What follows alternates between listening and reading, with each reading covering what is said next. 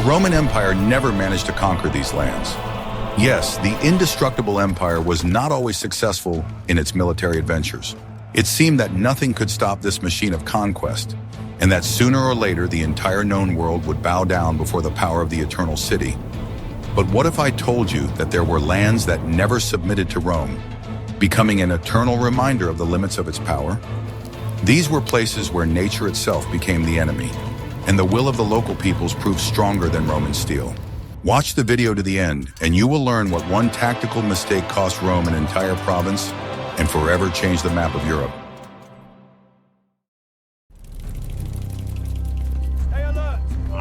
What if I told you that everything you believed about the invincible Roman legions was not true? In the heart of Europe lay a land that became a real nightmare for Rome. We are talking about Germany, a land of dense, dark forests and impenetrable swamps, where Roman tactics lost all meaning. Imagine a modern high-tech army equipped with tanks, artillery, and aircraft, suddenly finding itself in a dense jungle where all this technology becomes useless.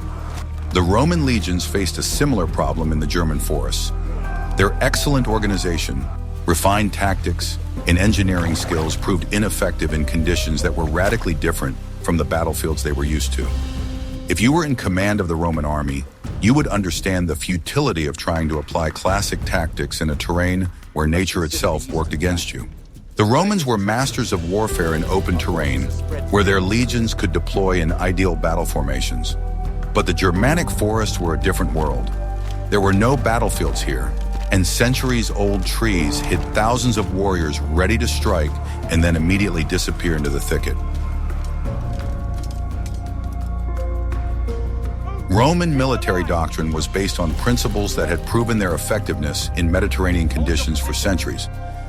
The manipular system, later replaced by the cohort system, required space for maneuver, the ability to form lines and coordination between units. In the Germanic forests, all these advantages turned into disadvantages. A dense formation became a hindrance rather than a strength. The German forests were a veritable labyrinth of ancient oaks, beeches, and pines, with virtually no open spaces between them. The undergrowth was so dense that visibility was limited to a few meters. The marshy ground made it extremely difficult for heavy infantry to move, and numerous streams and ravines created natural obstacles at every turn. It was here, in the Teutoburg Forest, that one of the greatest disasters in Roman history took place. 3 legions, the pride of the empire, were not simply defeated. They were completely destroyed.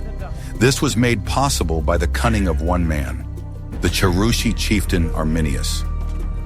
Arminius grew up in Rome, learned Latin, obtained Roman citizenship, and even served in the Roman army. He knew all the strengths and weaknesses of his teachers. It was this knowledge that allowed him to lure the legions of the renowned commander, Publius Quinctilius Varus, into the perfect trap.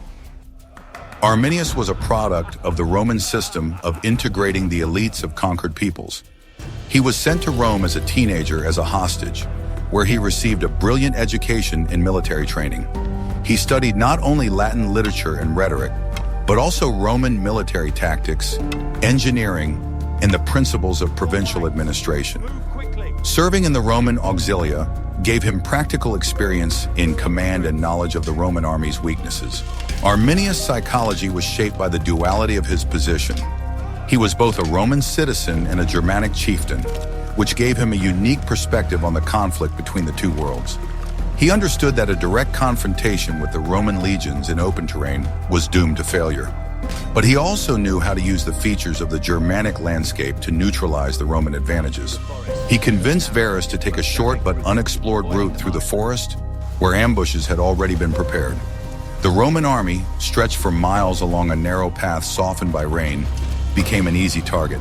The legionaries could not form ranks, and their famous discipline proved useless. The forest became their prison in place of death.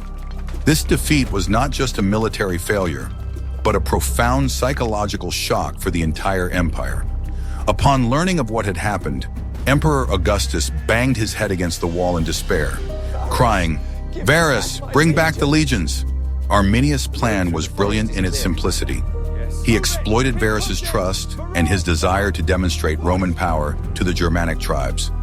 Under the pretext of suppressing a rebellion in a remote area, he convinced the Roman governor to deviate from the safe route and go through a virtually impassable forest.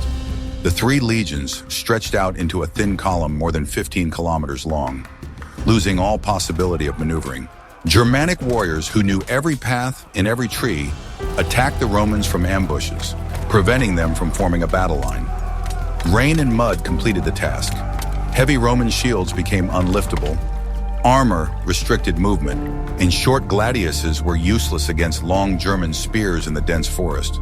After this disaster, Rome undertook several punitive expeditions, but the idea of completely conquering Germany was abandoned forever. The Rhine became not just a river, but a border between Roman civilization and the lands that the empire recognized as unconquerable. The Romans realized that some peoples could not be subjugated by force of arms if the land itself was on their side. The dense forests of Germany became an eternal reminder to them that even the greatest empire in the world had its limits. The defeat in the Teutoburg Forest radically changed Roman strategy in northern Europe. Emperors Tiberius and Germanicus conducted several successful punitive campaigns, but these were demonstrations of force rather than attempts at permanent conquest. Rome realized that the cost of holding Germanic territories would exceed any possible benefits from their conquest. The limes, a fortified border along the Rhine, became a symbol of Rome's recognition of the limits of its capabilities. This was not a temporary measure, but a long-term strategic position based on a sober assessment of geographical and military realities. The Romans learned to live with the fact that there were territories that were better left free than attempted to be conquered. This story is not about the power of weapons, but about the power of spirit and knowledge of one's land. The Germanic tribes did not have famous roads and aqueducts, but they had something that turned out to be more important: freedom and their native forest. The Battle of Teutoburg Forest was a turning point not only in Roman history, but in the history of Europe as a whole. It showed that technological and organizational superiority can be offset by the correct use of terrain and a deep knowledge of the enemy. The Germanic tribes proved that freedom and the willingness to sacrifice everything to defend it can defeat even the most powerful military machine of antiquity. We would be very interested to hear your opinion. Do you think Varus' mistake was the main reason for the defeat, or were the Germanic forests an insurmountable obstacle for Rome in any case? Please share your thoughts in the comments.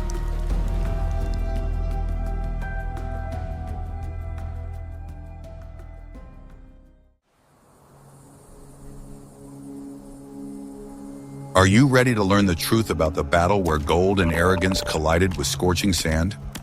To the east of the Roman Empire lay another great power, the Parthian Empire.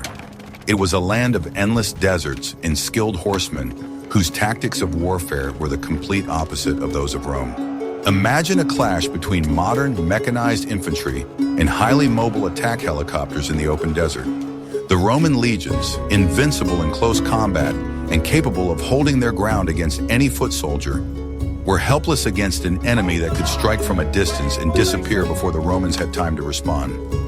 If you commanded the Roman army in the Mesopotamian desert, you would understand the horror of a situation where your main strength, organization, and discipline becomes a weakness, making you a stationary target. The Parthian Empire was a unique geopolitical entity that arose from the ruins of Alexander the Great's empire.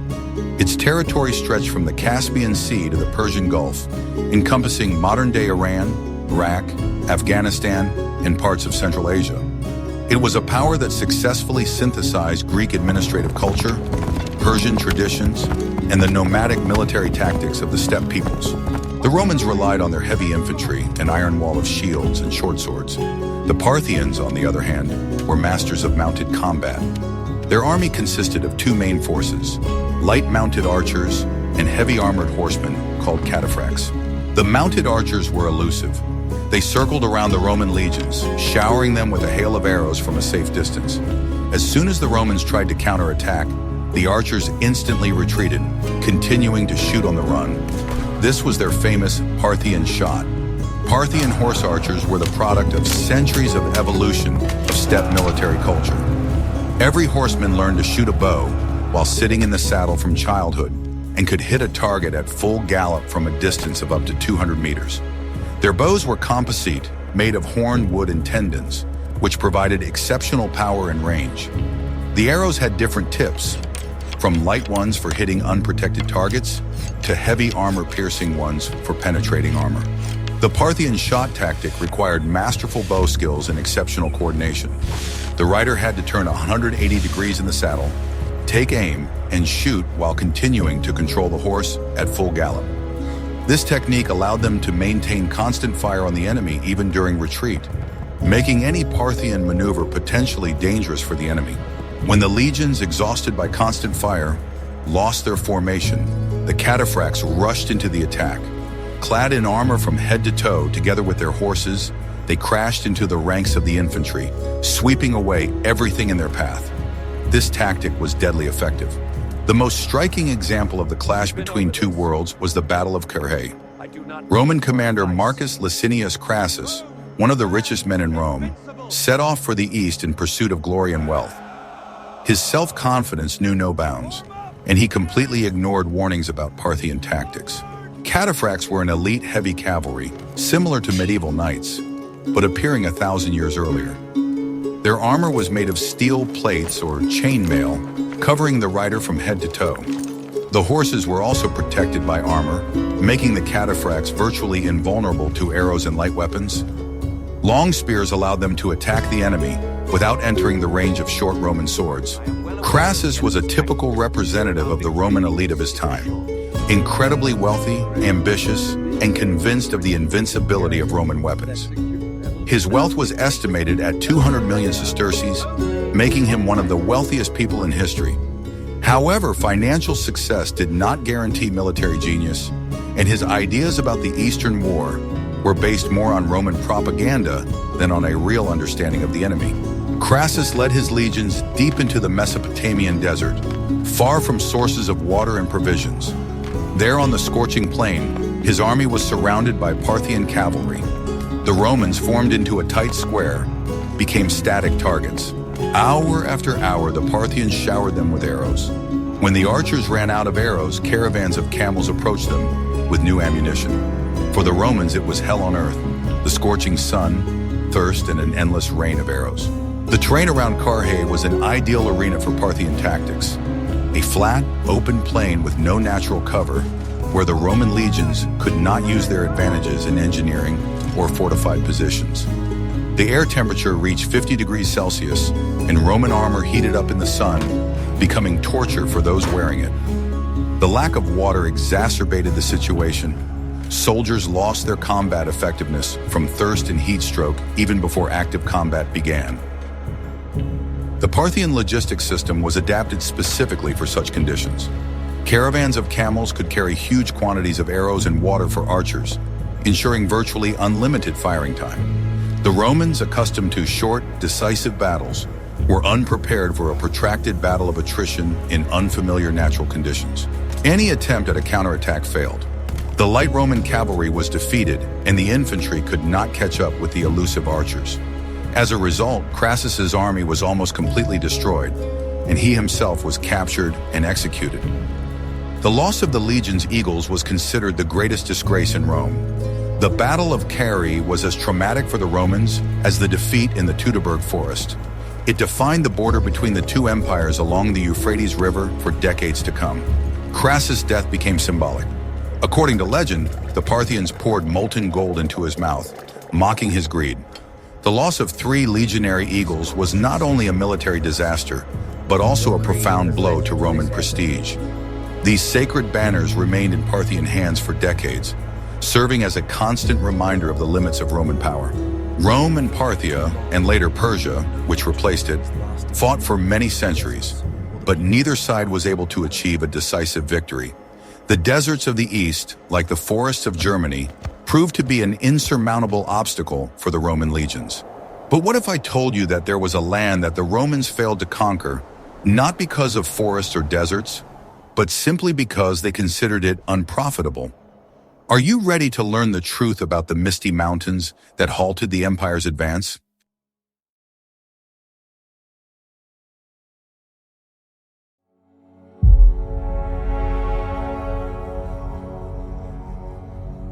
What I am about to show you is what made the Romans decide not to attack, but to build giant walls instead.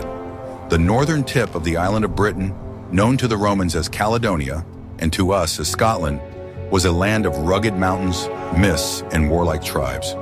It was a region that Rome never managed to completely subjugate. Imagine a modern military operation in the mountains of Afghanistan or Chechnya, where even the most technically equipped armies face insurmountable problems of guerrilla warfare in inaccessible terrain. The Roman legions found themselves in a similar situation in Caledonia. Their superiority in organization and technology was negated by the terrain and the tactics of their enemies. If you were the Roman emperor, you would face a dilemma. Continue to spend enormous resources on conquering poor and inaccessible lands, or find a more rational solution to the problem of border security. The Caledonian Mountains were a natural fortress, where every valley could become a trap for Roman troops, and every pass a place of ambush. The climate was harsh, even by the standards of the empire's northern provinces. Constant fog limited visibility, frequent rains turned roads into impassable mud, and cold winters made year-round military activity extremely costly. Unlike the southern, flatter part of Britain, Caledonia was a natural fortress. The mountainous terrain prevented the legions from effectively using their tactics, and the local tribes, whom the Romans collectively called Caledonians, were masters of guerrilla warfare. The Roman commander Gnaeus Julius Agricola made a serious attempt to conquer these lands. He won a major victory in the Battle of the Groupian Mountains, but this did not lead to the conquest of the region. The Caledonians simply retreated to their mountain refuges and continued their resistance. The Caledonian tribes, the Picts, Caledonians, and other clans, developed a unique military culture, perfectly adapted to the conditions of their homeland. They did not build large armies for general battles, but relied on mobility, knowledge of the terrain, and surprise attacks. Their warriors could appear out of the mist, strike quickly, and disappear into the mountains before the Romans could organize a pursuit. Agricola was one of the most talented Roman commanders, and his campaign in Caledonia became a model of military art. The Battle of the Groupian Mountains was indeed an impressive demonstration of Roman military prowess. About 30,000 Caledonians were defeated by a smaller Roman army. However, this victory proved to be a Pyrrhic one, as it did not lead to strategic success. The Romans faced a fundamental problem. Caledonia had no large cities to capture or centralized authority to subjugate. It was a war against the landscape itself and a multitude of scattered clans fiercely defending their freedom. Maintaining garrisons in this cold and inhospitable land was extremely costly. The lands of Caledonia were poor, and the potential benefits of conquest did not justify the enormous military and logistical costs. The Roman emperors were pragmatists, and they knew how to count money. The economic model of Roman conquest was based on the idea that conquered territories should not only recoup the costs of their conquest, but also bring profit to the empire. Caledonia, however, was an economic black hole, a poor land with a harsh climate, where there was little to plunder and even less to exploit. Maintaining even a single legion in such conditions was several times more expensive than in other provinces. Logistical problems were exacerbated by the lack of a developed road network and ports suitable for supplying the army. Every kilogram of food and equipment had to be delivered from distant Gaul or even Italy, which made military operations extremely expensive. Roman logisticians calculated that the long-term retention of Caledonia would require the permanent presence of at least 3 legions, which constituted a significant part of the empire's entire armed forces. This led to a unique solution. Instead of continuing an endless and exhausting war, Emperor Hadrian ordered the construction of a giant wall. Hadrian's wall stretched 117 kilometers from one coast to the other, becoming the most fortified border in the entire empire. It was not just a defensive structure, but something more. The wall was a physical embodiment of Rome's recognition of the limits of its capabilities.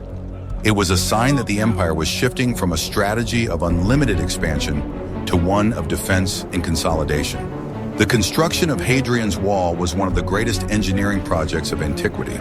The wall, up to 6 meters high and 3 meters thick, was reinforced with 80 forts, 160 watchtowers, and numerous military camps.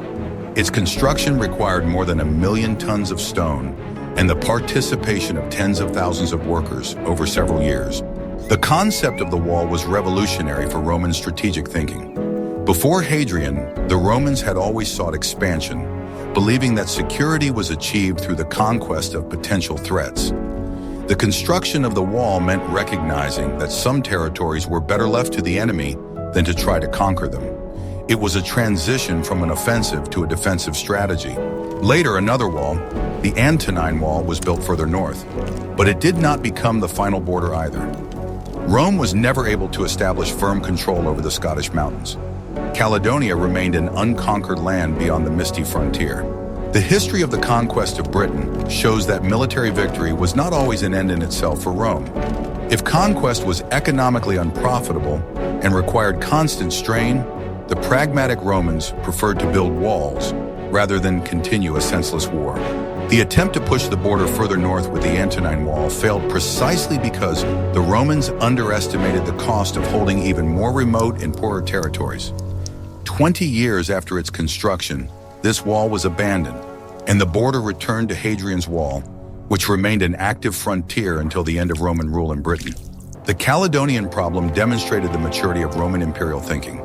Instead of stubbornly following the doctrine of unlimited expansion, Roman strategists learned to make rational choices between different ways of ensuring security. Sometimes building fortifications proved more effective than conquest. Thus, the mountains of Caledonia were conquered not by force of arms, but by force of common sense. They became a monument not so much to the resilience of the local tribes as to Roman pragmatism and the ability to know when to stop.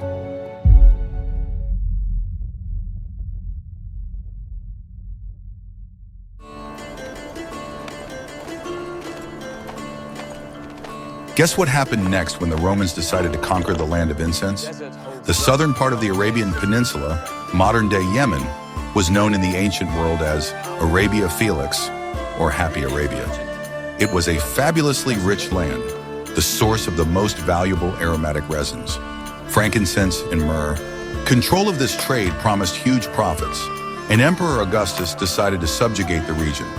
He equipped a large expedition under the command of the prefect of Egypt, Aelius Gallus. On paper, this campaign had every chance of success. The Romans gathered considerable forces, built a fleet, and enlisted the support of allied Nabatean guides. The goal was to reach the capital of the Kingdom of Saba and seize control of the incense trade routes. However, from the very beginning, things did not go according to plan. The main enemy of the Romans was not the enemy army, but the very nature of Arabia. The endless desert, the scorching sun, and, most importantly, the lack of fresh water turned the campaign into a nightmare. The legionnaires, accustomed to the temperate climate of the Mediterranean, were completely unprepared for such conditions. In addition, according to sources, the guides proved to be unreliable. They led the Roman army along the longest and most waterless routes. Diseases began to spread, and the army rapidly lost strength even before encountering the main enemy. Despite all the difficulties, the Romans showed their famous tenacity. They advanced far to the south, capturing several cities along the way. But the further they went, the worse their situation became. When Aelius Gallus's army finally reached its destination, it was so exhausted by thirst and disease that it was unable to take the well-fortified city.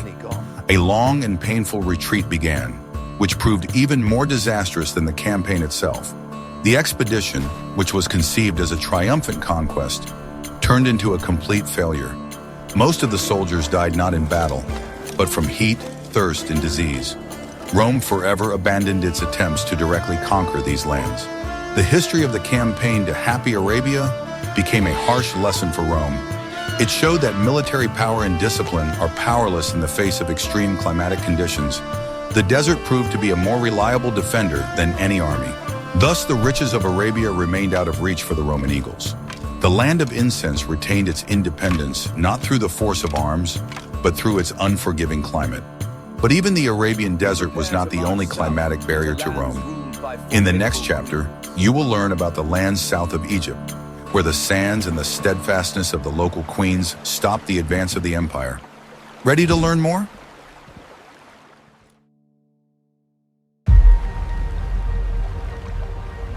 South of Roman Egypt, beyond the first cataracts of the Nile, lay the ancient and powerful kingdom of Kush, which the Romans called Nubia or Ethiopia. It was a land of rich culture, majestic pyramids, and strong rulers who had no intention of submitting to Rome. Shortly after Rome annexed Egypt, border conflicts with its southern neighbor began. The Nubians raided Roman territories, prompting a response. The Roman prefect Gaius Petronius led his legions south. The Roman army acted decisively. It advanced deep into Nubia, capturing and destroying its capital, the city of Napata. It seemed that the kingdom of Kush would be completely destroyed and turned into another Roman province. However, the Nubians were not broken. They moved their capital further south to the city of Meroe, located in a safer and more fertile region. At the head of their resistance was the formidable one-eyed queen known as Candacia Amanirenas. The Romans faced the same problems as in Arabia. Advancing south along the Nile was fraught with enormous difficulties. The hot climate and unfamiliar terrain exhausted the legionaries, and the Nubians constantly harassed them with guerrilla raids. It became clear that the complete conquest and retention of this vast territory would require a disproportionate amount of effort. The kingdom of Kush was a strong and centralized state capable of prolonged resistance. It was not the easy victory Rome had hoped for. In the end, both sides realized the need for negotiations. Envoys of Queen Amanirenas arrived at the court of Emperor Augustus himself. The result was a peace treaty that turned out to be surprisingly favorable for Nubia. The Romans renounced their conquests, the border was established along the previous line, and Nubia was exempted from paying tribute. In effect, Rome recognized the kingdom of Kush as an equal partner rather than a subordinate territory. This border remained stable for hundreds of years.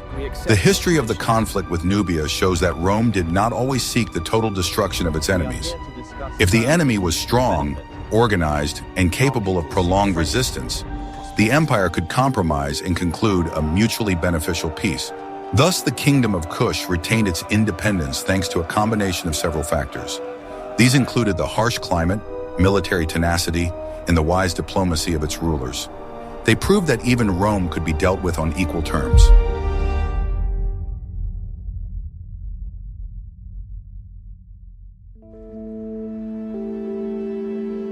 What if I showed you an island that was within Rome's grasp but was never taken? Next to conquered Britain was another large island that the Romans called Hibernia. Today we know it as Ireland. The Romans were well aware of the existence of Hibernia. Trade contacts between it and Roman Britain were quite active. Moreover, the commander Agricola, who conquered Britain, seriously considered the possibility of an invasion. According to the historian Tacitus, Agricola believed that one legion and several auxiliary troops would be enough to capture and hold the entire island. He even took in one of the exiled Irish chiefs, planning to use him in a future invasion. So why did Rome never take this seemingly logical step? Why did the legions stationed on the coast of Wales, who could see the shores of Ireland on a clear day, never cross the narrow strait? The reasons for this were purely strategic and political. First, Rome had no compelling reason to do so.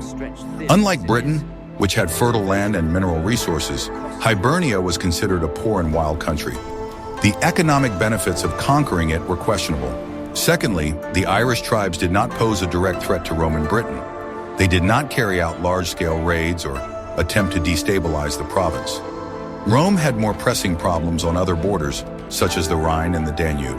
Thirdly, the conquest of one island would inevitably raise the question of conquering the next. The Roman Empire was already stretched to its limits. Further expansion would require enormous resources that the empire might simply not have. The decision not to invade Hibernia was a conscious choice. Rome focused on holding and developing the already conquered Britain. The empire's border ran along the sea, leaving Ireland outside the Roman world. This allowed Ireland to develop in its own unique way. It never knew Roman roads, Roman law, or the Latin language. This is what made it the center of a unique Celtic Christian culture in the future, at a time when the Roman Empire itself had already collapsed. The history of Hibernia is an example of how inaction can have no less historical consequences than action. Remaining aloof from Roman conquest, this island retained its identity, which determined its entire future destiny. But how did Rome itself explain its failures and limitations? In the next chapter, we will discuss how the empire psychologically coped with the existence of unconquered lands.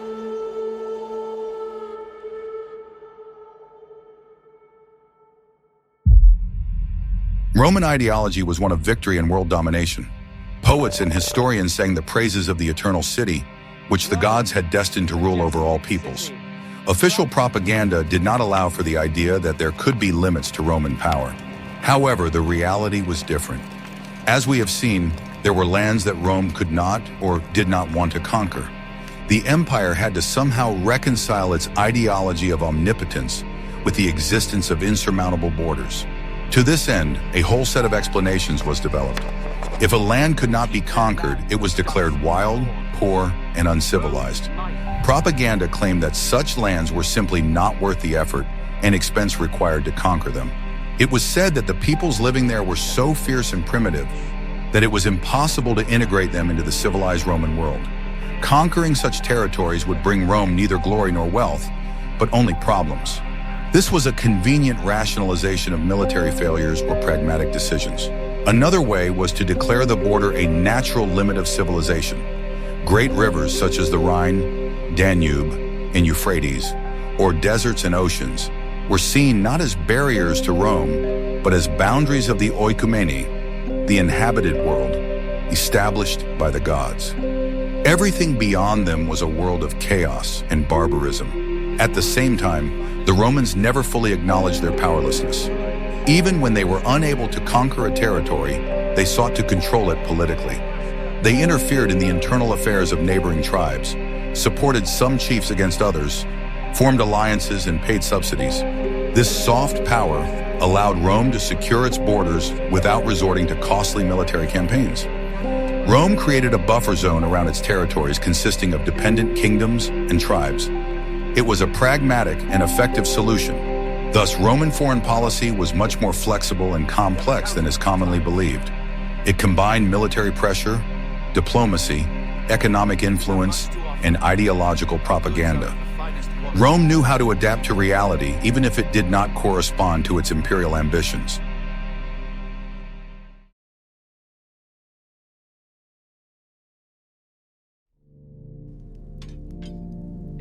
Roman expansion was based not only on a thirst for glory, but also on cold economic calculation.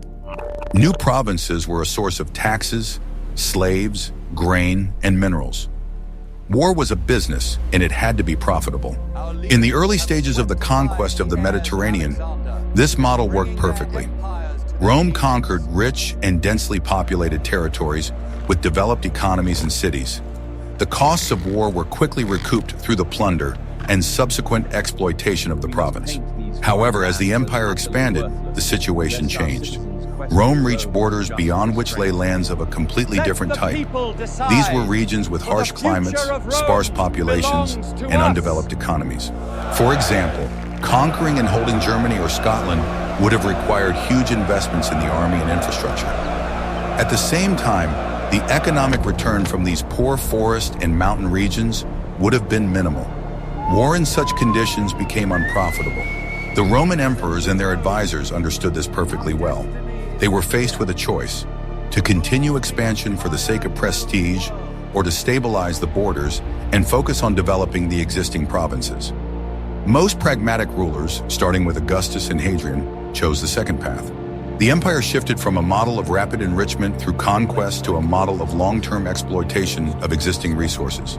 Taxes from already Romanized and economically developed provinces, such as Gaul, Spain, and Egypt, became the main source of income. The decision to halt expansion was not a sign of weakness, but a sign of maturity and economic wisdom. The empire had reached its optimal size, at which point the income from the provinces covered the costs of administration and defense. Further expansion could have upset this delicate balance. Thus, many lands remained unconquered not because they could not be conquered in principle. They remained free because their conquest was economically unfeasible. The Roman Empire stopped where the profits ended.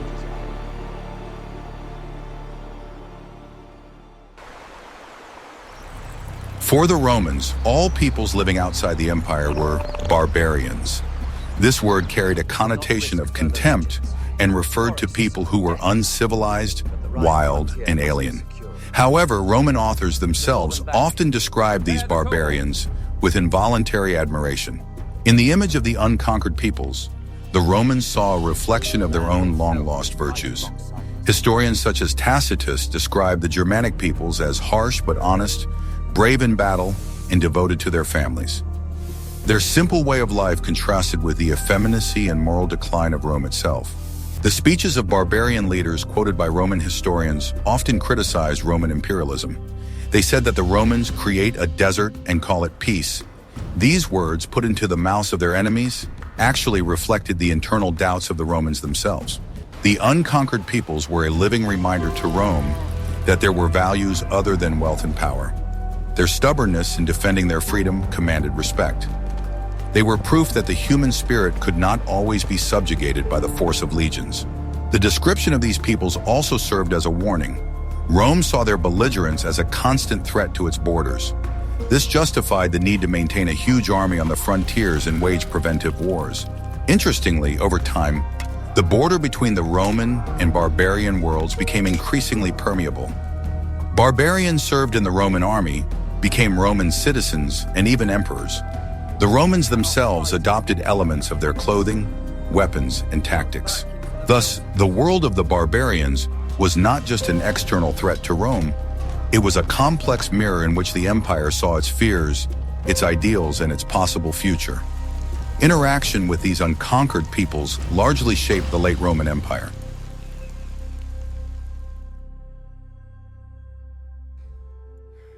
We have traveled along the borders of the greatest empire of antiquity and seen that even its power had its limits. The dense forests of Germany, the scorching deserts of the East, the misty mountains of Scotland, and pragmatic calculation stopped what seemed unstoppable. These unconquered lands are not just blank spots on the map of Roman conquest, but key points that shaped our history. The history of Rome and its unconquered neighbors teaches us an important lesson. No power can be absolute, and any expansion has its natural limits, be it geography, economics, or the unyielding will of another people. It is in recognizing these limits that the wisdom of great civilizations lies. Which of these impregnable lands do you find most interesting, and why? Was it the Germanic forests, the Parthian deserts, or the mountains of Caledonia? Share your opinion in the comments, and don't forget to subscribe to our channel so you don't miss out on new research into the great mysteries of the past.